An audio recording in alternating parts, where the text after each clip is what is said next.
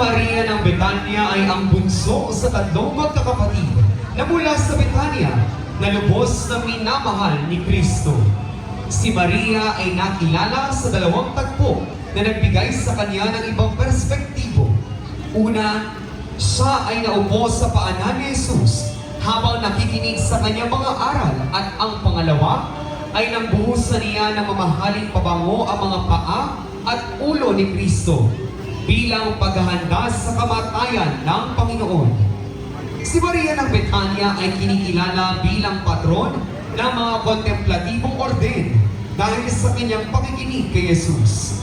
Ang imahen ni Santa Maria de Betania ay nasa pangangalaga ng pamilya ng yumaong Josefina Angeles ng Nayon ng Baluban.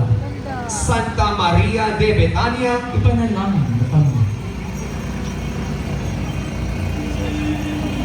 Santa Maria Jacobe.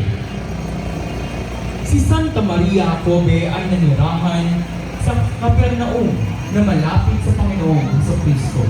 Isinama sa pangalan niya ang Jacobe bilang siya ang ina ni Santiago el Menor